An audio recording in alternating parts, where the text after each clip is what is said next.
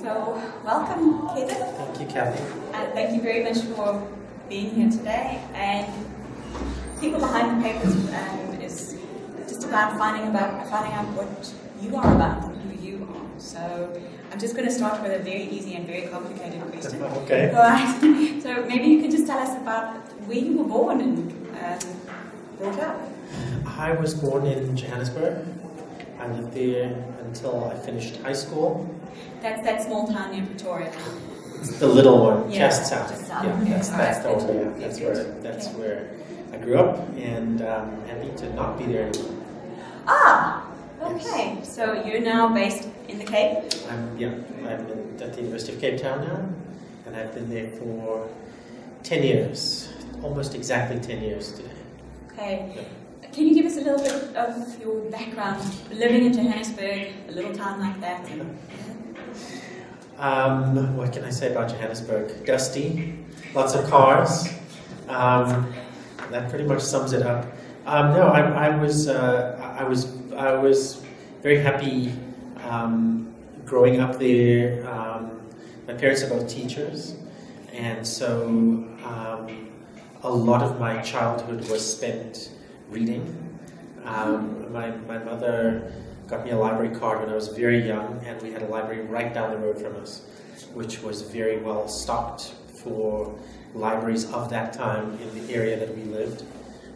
So I was very fortunate in that sense that my mother, being a teacher, had a lot of time to spend with me. When she finished school, she'd come pick me up, and then I would have time to do homework and read and do whatever else. And she's an avid reader, and so is my dad. My dad read mostly newspapers. Didn't have time for fiction. So I got both, a flavor of both of those things. And I was very lucky to go to the school that I did, which was a private school called St. Barnabas, which was one of the few non-racial schools in South Africa at that time. Okay. And I was there from Standard 5 until I finished matric. And yeah, it was an interesting time, obviously, in South Africa's history. I was finished matric in 1986. I was there from 81 to 86. So it was the time of boycotts, states of emergency, tear gas on the streets, and we experienced all of that in our high school. And I think that it was a time when I think there was lots of debate about what's going to happen. Everybody was unsure and uncertain, and a lot of my friends didn't make plans for what they were going to do when they were finished with high school, because it was unclear where the country was going to be, what opportunities would be available, and whether it would be worthwhile to even go to university. Yeah.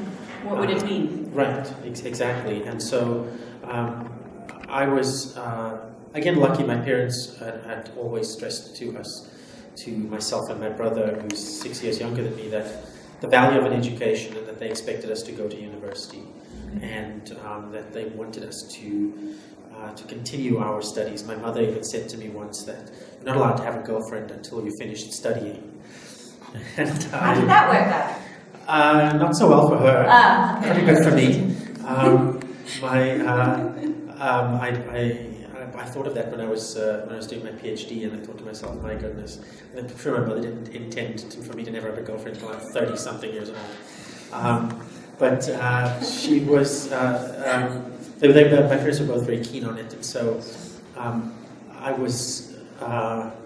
So bringing this all together, the school I went to, my parents, when I finished matric, I got into WITS, and I was there.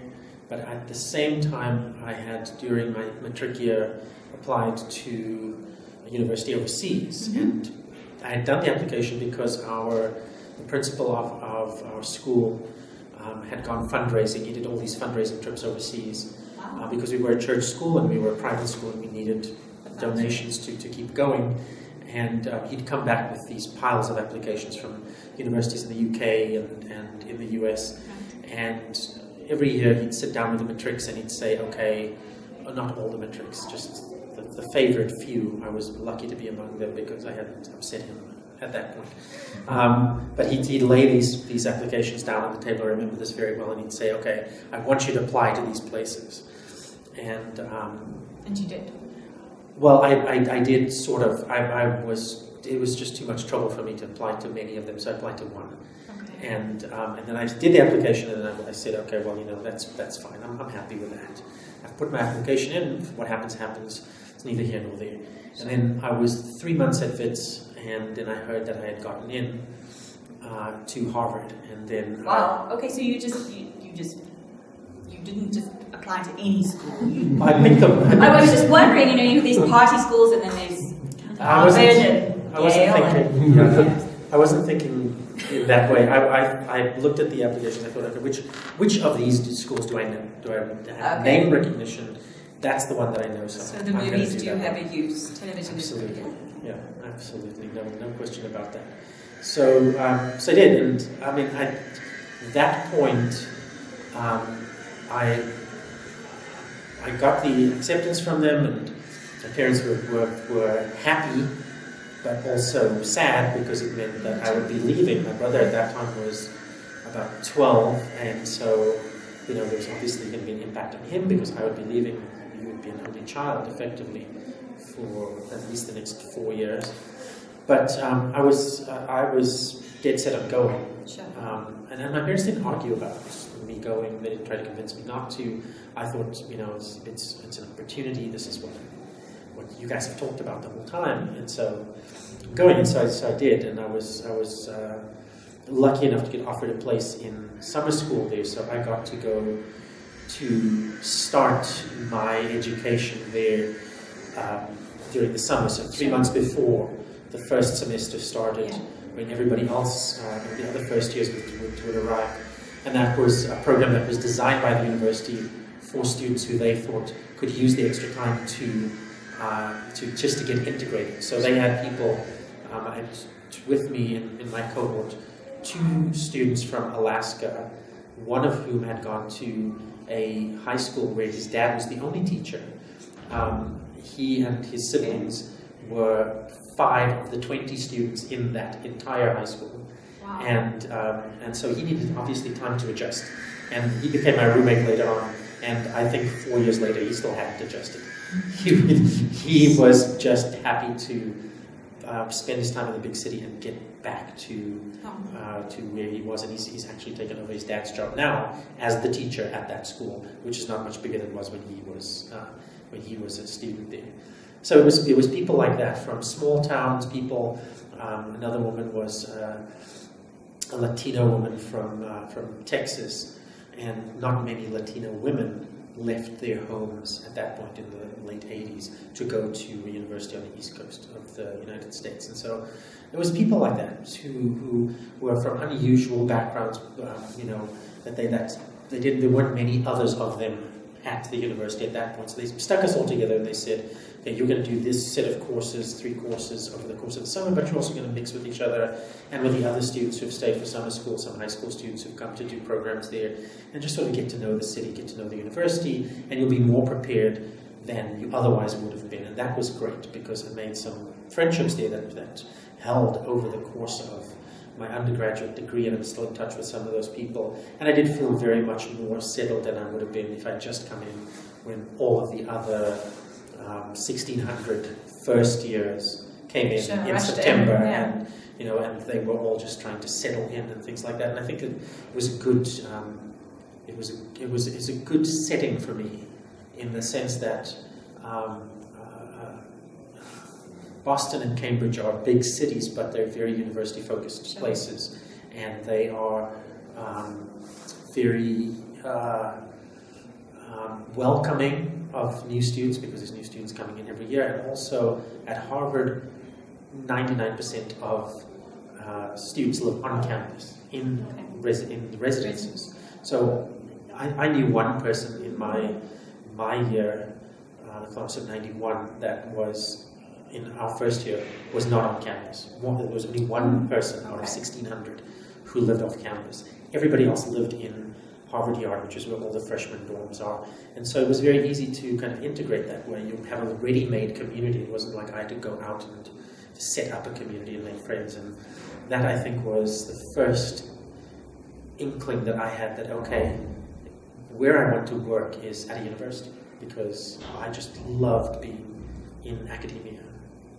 It's just, you have these opportunities to meet people, to talk to people who are interested in the same things you are, and you have this constant rejuvenation. Every year new students come in. I said this yesterday to the people that were in the workshop that we ran, that it's just a constant source of hope. You have new people coming in with new energy, and they have this hope. They're not jaded yet. They haven't, their edges haven't been worn off, and they haven't developed this hard exterior. They are coming in and they have hope, and they want to do the work that they think will change their communities, will change individuals, will change their own lives. Yeah, and so they, and that's where that thought of mine came from. I didn't know what I wanted to do in terms of what field of study I wanted to be in, what discipline I wanted to research. I just knew that this seems great. So how did you end up in psychology? Because I wasn't good enough to do computer science. I went in as a computer science major. I had started doing computer science courses at WITS. But at WITS, the courses I took, my first year courses, let me see if I can remember this, was Psychology 1 with James Fisher, who some of you might know, some of you are watching, you might know of him. He was a very energetic lecturer. I remember that about him, very charismatic. I took a first year computer science course, a history course, and I think an economics course. That's right. So those were the 4 courses I was taking, and I decided that I thought coming in that I would be to WITS that I would be a computer science major, and then I went to Harvard. I thought the same thing, and I quickly realized that my talents didn't lie in computer science, and my interest wasn't as high as some of the other people who were doing it, because in one of the first year courses that we had, every Friday there was a project due, which meant that every Thursday night people would be staying up all night programming, and some of the guys who were in the course with me would, pack their dinner, pack their sleeping bags to go out to the labs and program, because this was the day before everybody had a computer in their room, so you had to go to labs to write papers and to program, and they would just bed in for the night and work on their programs. And some of them started Wednesday night, and I just couldn't maintain that. My interest wasn't high enough.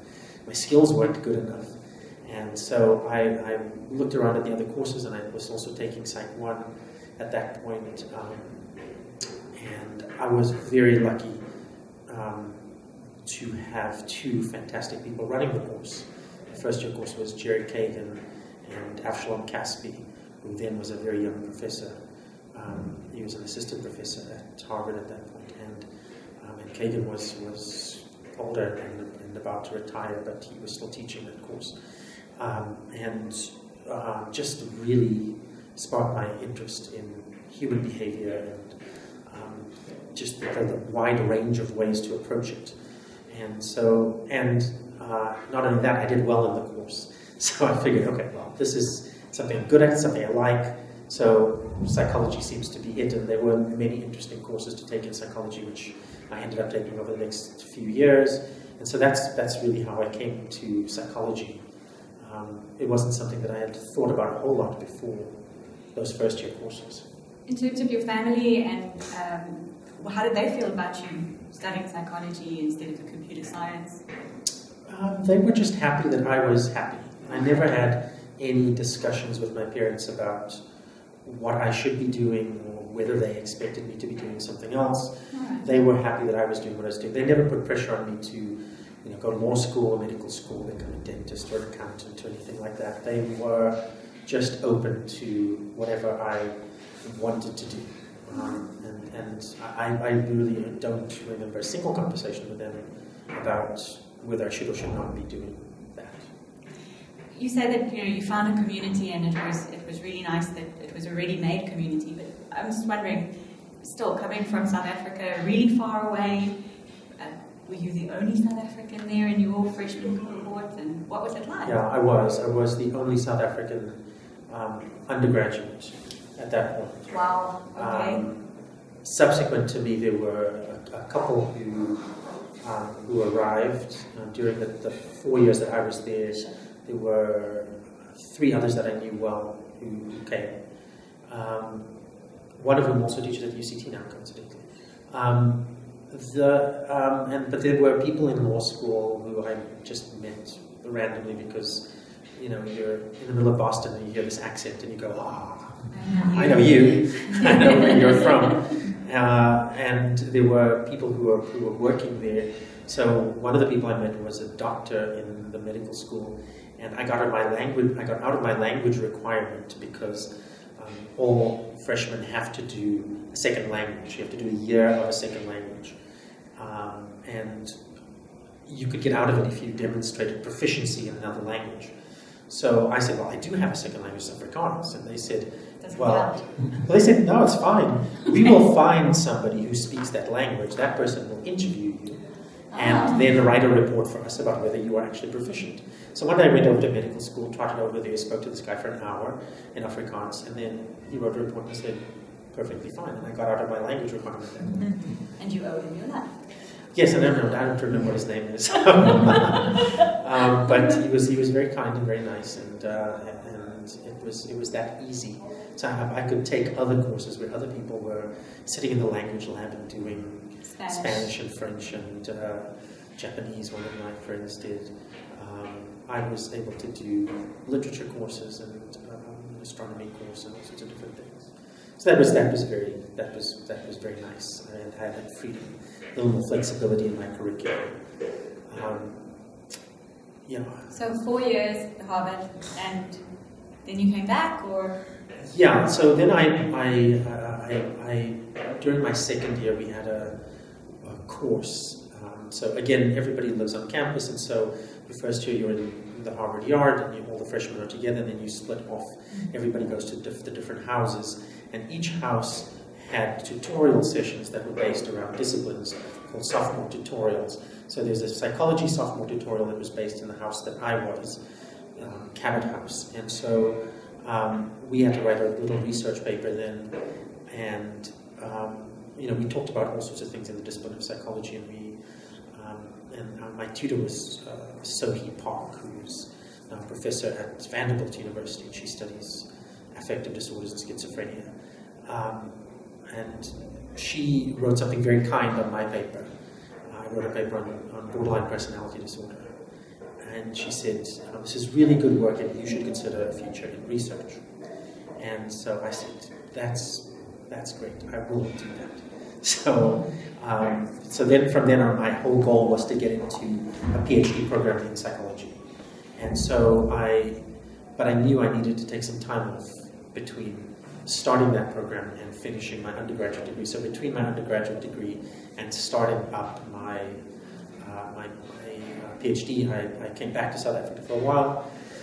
I was staying with my parents, and I was working in the Division of Special Education at Wits University for Professor Marvin Sky. I was doing research assistant work with him, writing some things and helping with data analysis, stuff like that, getting myself prepared for my applications for graduate school. So I was here, and then I spent a few months in London before going back to the US, where I did a little bit of work at Mass General Hospital, and then got into graduate school.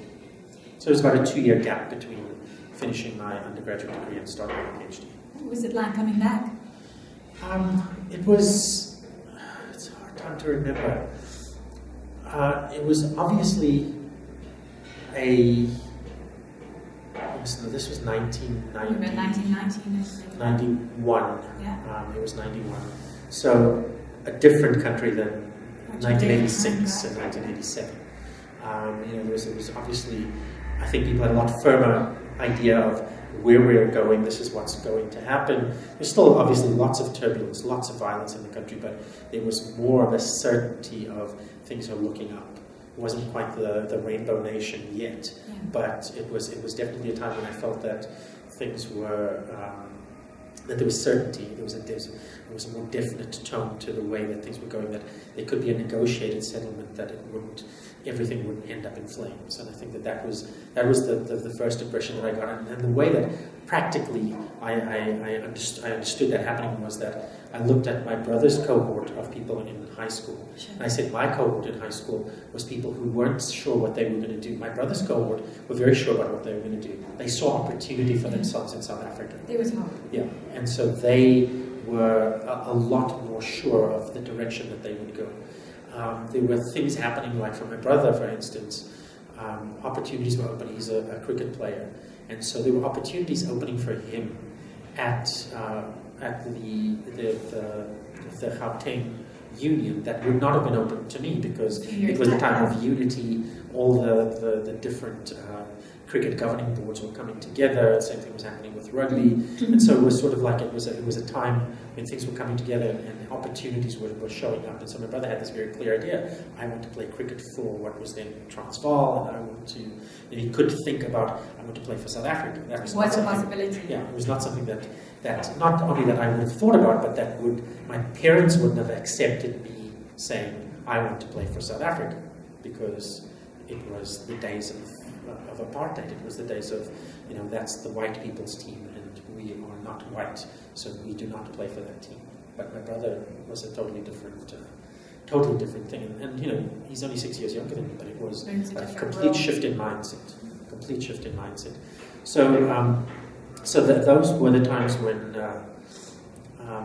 and being on campus then at Wits too, there was still activism on campus, but also there was less activism than there was, or there was less so. I experienced less of it than I experienced in high school, in the mid '80s, certainly, because again it was people sort of looking forward, negotiated settlements, and it was almost a time of people saying, here are opportunities, and we need to prepare ourselves to grab those opportunities, which a lot of the students did. Yeah. I have 3 questions that come up for me. Okay. So the first one is, when did the girlfriend arrive eventually? Okay. The second one is, what's your relationship with books now? Okay. And we'll come to the third one just now. Let's go with those. My relationship with books is I could say my relationship with books is better than my relationship with girlfriends, but that wouldn't be true. Now, I said I spent a few months in London. That was because my girlfriend at the time was in London. Did you tell your mother? Yeah, I told my mother the day I was leaving for London that I'm leaving South Africa now. To meet a girl. Well, she'd met her already. She had been to visit us already, and so I said, well, she's doing semester abroad in London. I want to be there with her, so I'm going. My mother was not best pleased with that. No, really? Yeah, I understand. I understood then where she was coming from, but I also understood that it's a decision I had to make. Yeah. So that was why I was there for a few months before we both went back to the US, where she is from. So yeah, that was the first girlfriend that my mother knew about, at least. So yeah, no, that was great, and we ended up getting married. So it sort of legitimized the whole process. Yes, it did, and when my mom had met him, because my mom had come for a graduation, so they knew each other, and my mother had nothing against her. They got along very well. But that was part of the reason why I was able to stay in the US and then get into universities there so easily, because I was married to a US citizen. So I had nothing to do with your talent and your capabilities. Okay, the third question that I had is related to the kind words. I got to talk about books too. Oh, sorry, yes, books. Books are still a huge part of my life. Every time I've moved, the thing that I've moved with me that weighs the most, takes up the most space, is just the stuff that I have the most of are books. So I don't sell my books back, my textbooks or anything. I have textbooks from first year psychology sitting on my shelf in my office at UCT. I have textbooks, all my textbooks from my undergraduate, my graduate school. I have tons of novels that I are sitting in my office at home. And now it's easier, obviously, because we have iPads and tablets and things like that, and you can keep your books on there. So I have an iPad full of books, and it's more convenient. It means when you move, you don't have to lug around 1,000 boxes. But I don't sell books back. If I buy a book, I keep it and I read it. How big is your house? It's big enough to accommodate the books. The books, I'm just checking. Yeah, and most of my office is just shelves. Yeah. So, and I like keeping them around because, having moved a lot, I moved from when I was in graduate school. I went to University of Southern California because which is a party school. For the undergraduate, it most definitely is. It's a very big frat and sorority school. I went there because the choice came down to stay at Harvard for your PhD or go to USC. And Harvard, obviously there's lots of attraction there. I love the city. I still love Boston. But the cold weather was really getting me down. I couldn't look forward to another 5 or 6 winters where snow on the ground in November, still snow on the ground in March, darkness all the way through. That's not fun for me. And USC, I had a friend who went there as an undergraduate, and I had visited her a couple of times during my undergraduate time, and just beautiful, sunny weather, palm trees. It's the shot that every movie from the 80s in Los Angeles starts with, which is driving down Sunset or Hollywood Boulevard or Rodeo Drive with the palm trees and the wide lanes, and it's sunny and everybody's wearing t-shirts and shorts, and that's bikinis and roller skates. Yeah, exactly, and that's Los Angeles. That's at least one part of Los Angeles, and that's part of what attracted me there. But also, Harvard didn't have clinical psychology, and I really wanted to do clinical. And USC had a very good clinical program, and so that's why I chose to do that. But I moved there, so I took all my books with me, and my new wife, and we went to Los Angeles, and then 2 years down the line, the lab that I was in, the head of that lab got an offer at the University of Arizona, and because he was my supervisor, he was my mentor, he's the person who really taught me how to do research, how to be a supervisor, how to just be in psychology and do the things that we do. He took that offer, and then I moved with him to Arizona, taking the books with me. And the wife? No, the wife was lost along the way. So we divorced when I was still in Los Angeles. Right. So that was the best thing for both of us. And relatively low cost because we had nothing, no kids, nothing. So I moved to Arizona and was there for, I finished my PhD. It must have had quite an impact on your relationships, though, being married, being in a different country, not having family around, doing a graduate program, then having to pick up and move again. Yeah, it's, I had the experience of moving from one country to another, going to Harvard. So moving to Los Angeles was not that big of a deal for me. And again, the good thing about university is it's a ready-made community. We had 9 students coming in as PhD students. All of us were from different parts of the US, coming from different schools in the US. So from Arizona, from Chicago, from Yale, from from San Diego, all from all different parts. So we all had that settling in experience, and it was sort of a getting to know the city and figuring out where we fit in and what we do. So it was very, again, it's a ready-made community. Every time I move from one university to another, I feel the same thing. is that the community is ready-made because I can speak to the people who do psychology there. That's my community. Those are the people I want to talk to, and so those are the people who. So there's some kind of an understanding that's just there. Yeah, so it's not that difficult for me. I don't feel the need to go out and make friends in the broader outside world. It's always nice when that happens, but it's never been the case for me that I feel isolated or alone moving to a different place. So, I mean, it does have an impact on your relationships. And one of my friends at USC said to me when she and her longtime boyfriend broke up, she said, the person you come in with to a PhD program is not the person you leave with. It's a truth.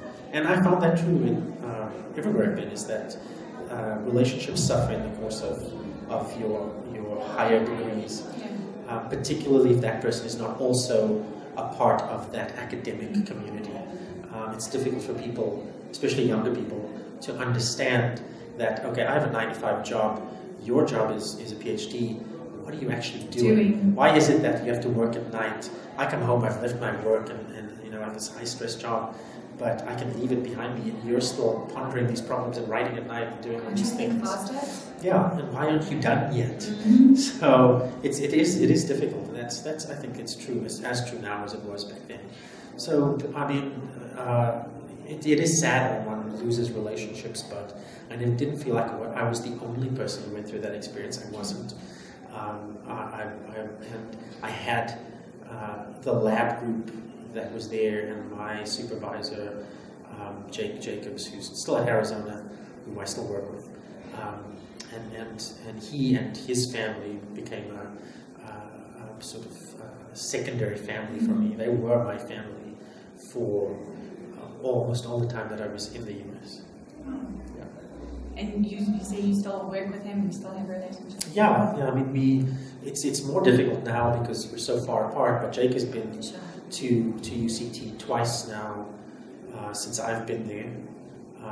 One time for as long as 6 months, and so we try to do as much as we can. It's difficult to maintain that very close relationship, and you know, the way it happens is that of course he has his own new students in there. That you know, the people that he's supervising now are his own graduate students. I have my own students, so it's not like we can have that same relationship as we had when I was there in the department with him. And it's, you know, I feel a little bit jealous of those students because I still want to be there with him. And they're the new kids who have taken over the role that I had. And so, but yeah, I mean, we do. We still write together, publish things together. So. Okay. Oh, the third question that I had was about kind words. So you had these kind words written on your paper, and it sounds as though it had a really deep impact on you. Something that, I guess, altered your sense of purpose or your sense of where your direction, at least. Where do kind words fit in your teaching? In my teaching? Well, before I say that, I'm realizing that there have been a series of kind words that have been said to me across the course of my time since I was an undergraduate to now. So there was Sohi writing those words to me on my paper when I was a sophomore, my second year of undergraduate. And then there was Jake, who, when I was a PhD student, there were times when I had crisis of confidence and faith and think that this isn't working out for me. And I would say to myself, well, you know what, I could always go back to South Africa and I could get a job there. I know I could easily go get a job there. And he would say to me, no, you know, stick with it, you're good at this, you're doing it. And one time he said to me, if you choose to leave, you will be a loss to this field. And again, very kind words to me. And then, you know, I think, well, I don't know if everybody has it. I certainly have it. There are times when, even now, I will have this thought that, you know, it's hard, it's difficult, you know, we experience rejection so often as psychologists who are trying to publish. And it's not fun to write something and to get the reviews on it. And I struggle still now to read reviews of my own work. Really, really difficult, and particularly when it's words of praise. I'm getting better at reading words that are not so full of praise, but you know, there are people at UCT who've said really kind things to me. Colin Purdue said to me once, "You're a linchpin of this department. We don't want to lose you." And so it's those sorts of things that I can look back on those. I always go back to them and I think to myself, these are things that keep me grounded. It sort of makes me feel like I'm a valuable part of this. And it's not that I'm a very insecure person, but I think we all go through these times when we think about, are we in the right field? Are we doing what we're supposed to be doing? Are we good enough at what we're doing? And I tell this to my students. I tell them that, you know, Jake told me about the imposter effect, where we all feel like we're in the position that we are because somebody made a mistake, or they haven't seen through us enough, and somebody's going to walk into our office one day and they're going to say, "Okay, game's up. That's it for you. You know, nice try, but you're not who we thought you were." And I say to them, "Don't worry about it. We all have that feeling." Jake told me because he said, you know, he's been through 2 PhDs, you know, 3 different universities, and you know, he still had that feeling as a full professor that somebody is going to find him out soon, and that's part of what kept him going, to try to prove to himself that he can do this. And I think that, so yeah, we all do go through, and I tell my students that, I say, don't worry about it, you know, that you drive yourself to do the things that you want to do. You will have these crises of confidence, but you will get through it because you're good. So the kind words that I give to people, I feel I don't give enough, because I feel like I make a lot of critique of especially my own students' work, and I'm very hard on them because I want them to do the right thing. But I've gotten much better at throwing in those words of encouragement and telling them that, you know, hang in there, this will all work out, and you're doing really good work, and just, you know, it's an important thing. I've had the experience. It's an important thing to say what you mean, to say what you feel about those students, and how much you value them. I say to them, the people that I supervise, I say to them at the very beginning, I wouldn't supervise you if I didn't believe you could finish this degree. If I didn't want to work with you, I wouldn't. And that's absolutely true, because I'm lucky enough to be in a position now where I don't have to work with people I don't like.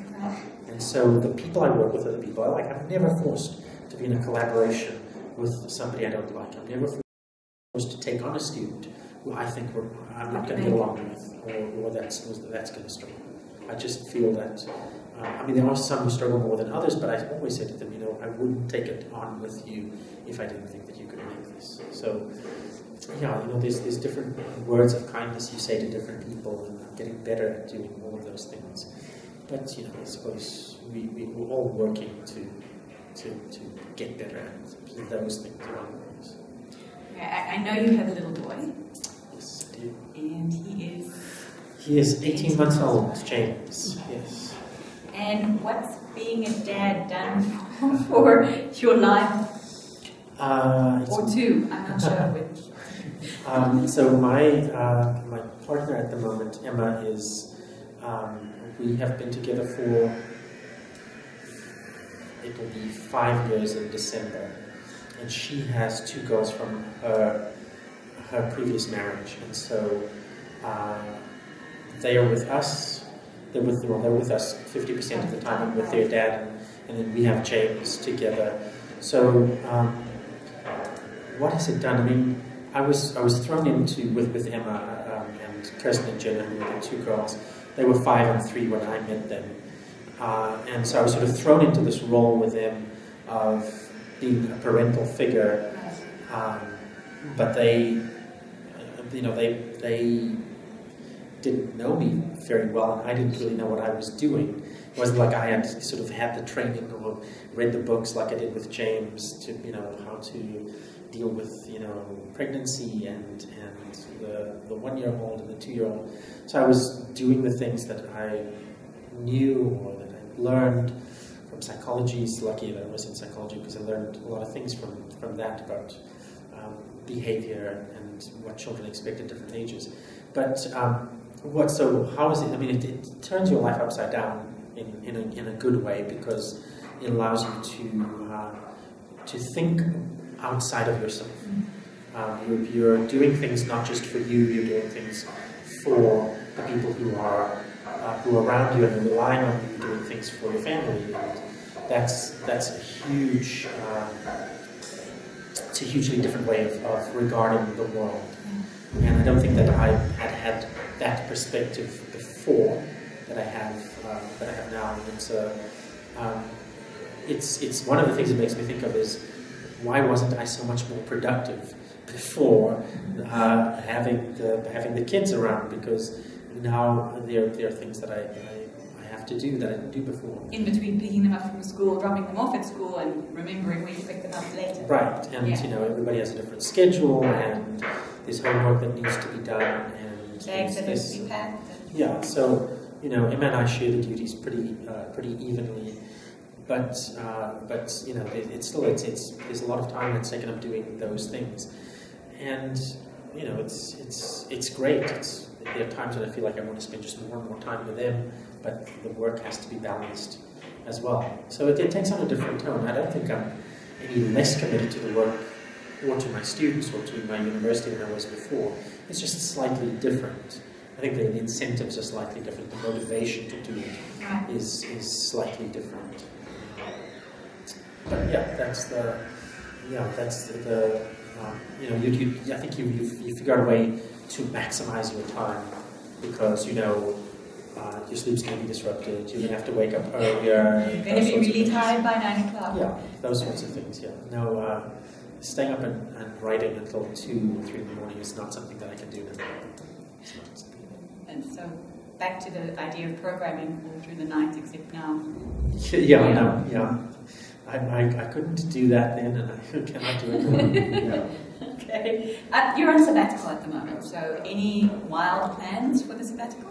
I don't have any wild plans for the sabbatical. I was looking back at, I've been on sabbatical for most of this year. I don't have much teaching the first semester anyway, and I went on sabbatical on the 1st of April. And so it's been now April, May, most of June, 3 months of sabbatical, but then 3 months before that where I was really just doing supervision and writing in any case. And that's what I've been doing for most of the time. So my plans are to get out a lot of papers, finish things that needed to be finished in terms of writing up papers, and submitting a couple of funding proposals to make sure that we have money to keep the lab going for the next few years. But that's pretty much it for what the plan for the sabbatical is. I don't think that I had never planned to go overseas, learn something new, make new collaborative ventures or anything like that, because I have a lot of collaborations ongoing already. We have a lot of irons in the fire in our lab. We don't need any more of that. I feel like we really need to focus on the things that we are doing at the moment to make sure that we're publishing in these areas, make sure that my students are graduating, make sure that they have careers, that their work is publishable, because many of them want to be in academia. And what I say to them is the same thing that Jake said to me, is that publications are the currency we trade in. So you want to be an academic, you got to publish. There's no two ways about it. You cannot get around that. You may be the greatest teacher in the world, but that's not going to get you a job.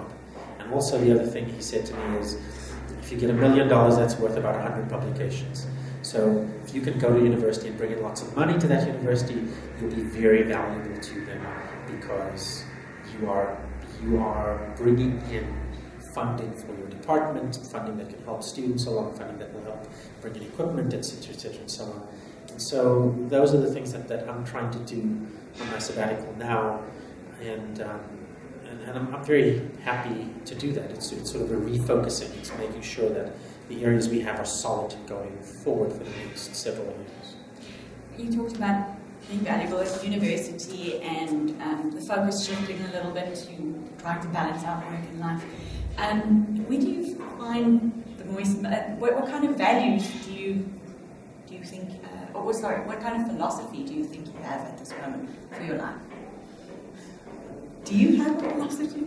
I'm going to make one up for you. Oh, great. Okay. I love those.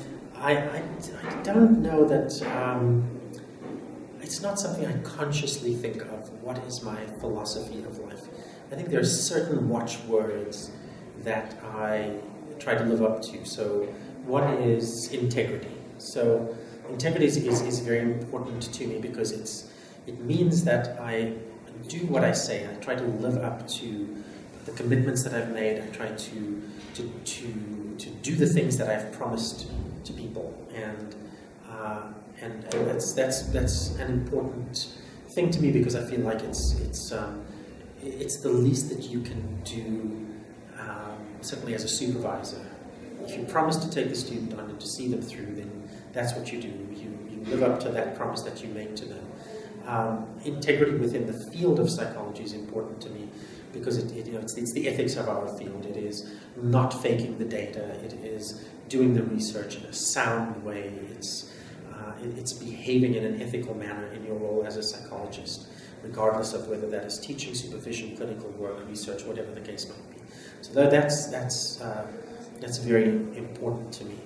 I think the other philosophy of is sort of challenging yourself and consistent development.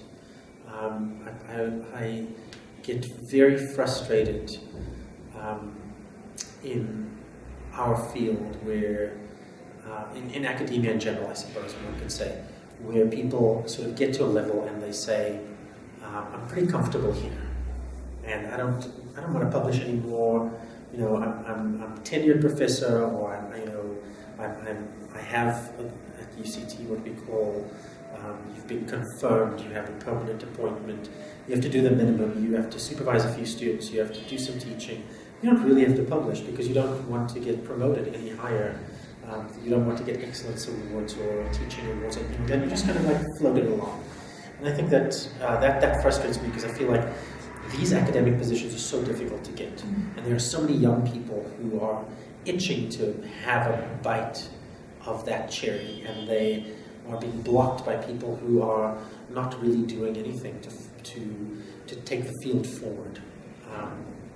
And so I feel like for me it's always a matter of trying to be current, reading, writing, taking on students, and just consistently developing new skills through supervising projects that are not necessarily in my area, so I learn from the students who are doing that, and just sort of being forward-looking, because it's another thing that I learned from Jake, where he said he doesn't ever want to retire. He wants to keep on working because that's what he does, that's what he is. He is looking to work on these theories, disprove the theories, and just keep on doing it. And so I suppose that's a philosophy, if you want to call it that, doing that, developing, but maintaining your integrity in a very strong manner. Okay. Final words? Final words. You're making it sound like you're being sentenced or something. I just mean in terms of the interview. In terms of the interview, no, I want to thank you, Kathy, for taking the time. Thank everybody who contributes to this program, the people behind the papers. I'm very flattered to have been for you to have given me this opportunity to talk about myself, and I really feel like this is such a great thing. I was saying to some people before I came into the interview that we in South Africa are a fairly small community of psychologists, and so we know each other sort of at a distance. You recognize the names, you read the papers, but we don't really know each other at this sort of level, and it's really nice. Because I don't think, I've never met a psychologist who doesn't like to talk about themselves. So this is a nice opportunity for people to talk about their backgrounds a little bit more, to give students an insight. We're at a psychology students conference now, and I think it's nice for the students to have the insight of how we are real people with real lives. Okay, I'm not going to go on too much longer, but I will tell this one story about when I was supervising honors students, and our honor students have a big project due, a research project due at the end of the year. And typically with my students and maybe some of the other students from my lab, I say to them, okay, if the project's due on Thursday, that whole week I'm going to be available to you. I block off all my other commitments and I say, okay, for anything that you need to get this project done and handed in by Thursday at noon, I'm available to you. And what that has typically meant every year is I'm staying up Wednesday night all night, reading through people's stuff and helping with analyses. Well, thankfully, I haven't had to do that recently because the students are really good at getting things done on time in recent years. But I've done that, cutting words down to 10,000 for the project, all sorts of different things. And one night, there were some students who were in the lab working with me, and others I was in a chat room with, helping them. And then I said, okay, I gotta step out now because I gotta go walk my dogs quickly before, and I'll come back later. And they said to me, what? You have dogs? And I said, yes. I just have dogs. Yeah, I said, I actually have a life outside of you. So it's, my life isn't wake up in the morning, step out of my house, come to campus, work with you, go back, shut myself in the house, go to sleep, and just that's what my life is. I have these other things going on. So I think this is a way to demonstrate to people that we have other things going on and what our interests are, and that they can be real, whole people, even if they are academics. Thank you very much. Okay, great, thank you, Catherine.